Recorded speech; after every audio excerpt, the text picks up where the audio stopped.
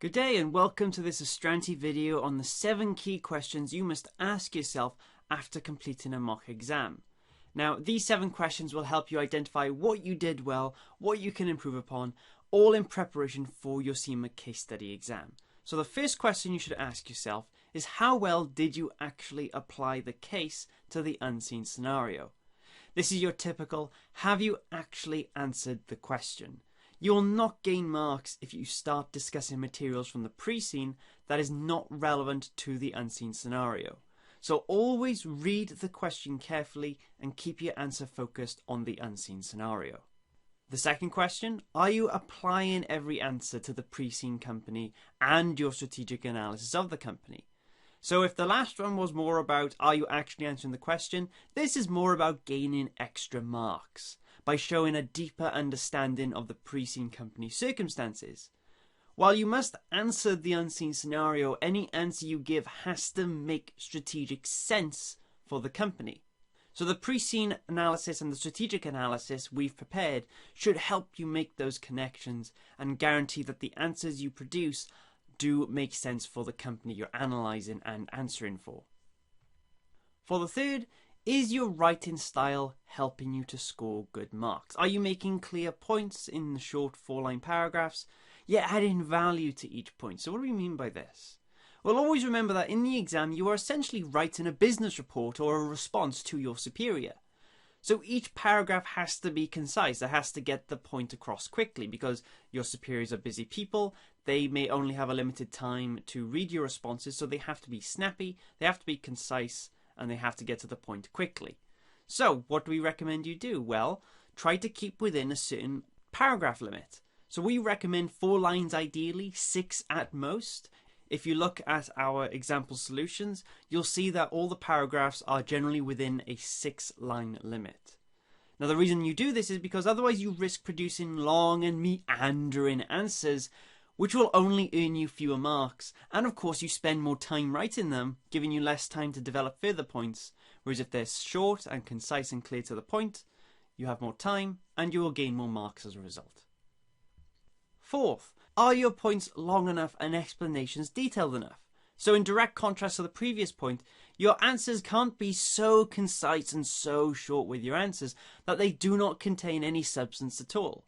While quantity does not equal quality, a 2-line answer is normally not enough to get a point across, which is why we try to aim for that 4 to 6 line paragraph constraint, that 4 to 6 line paragraph limit, because it strikes a balance and it gives you room to develop your points while also not allowing you to meander off for too long, while also not making points so short that they do not offer any value to the recipient who you're responding to. As for our fifth, is your answer balanced with length matching the mark allocation for each question? In the exam, you will be shown what each question is worth in terms of marks, and it will be expressed as a percentage. Now, a question worth 40% of the task is going to require a less detailed response to that of a 60% question. So use these marks as a compass to help you manage your time and form answers of an appropriate length.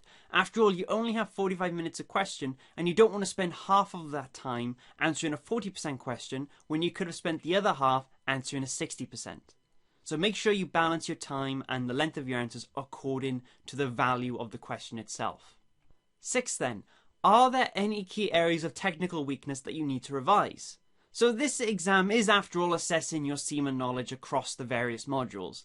So you should use the mock exams as an opportunity to learn what you're weakest at answering in a case study scenario, and then revise that topic so that you can answer it in the exam. There is no point trying to avoid it and hoping it won't come up, because if it does, you're in a bit of trouble. So cover yourself by revising what you're weakest at and use the CIMA mock exams that we provide as a way of identifying those weaknesses. And then lastly, what can you learn from the solution should a similar question come up in the exam? Well, there may be financial figures you didn't think of using, industry examples, points about the pre-scene.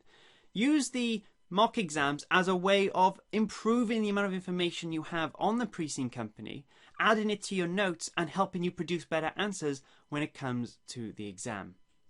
So those are our 7 key questions you must ask yourself after completing a mock exam to get the most out of the experience. If you enjoyed this video and want to learn more about the case study, you can head on over to the Astranti website, where we offer a full course that will allow you to access all of our case study materials, including an analysis of the Prescene, an industry analysis, and mocks that you can use to help you pass your exam, and much more. And if you want to stay in contact with us, and we'd very much like to hear from you and get your feedback, consider subscribing to one of our social media channels, which includes Instagram, YouTube, Facebook, and Twitter.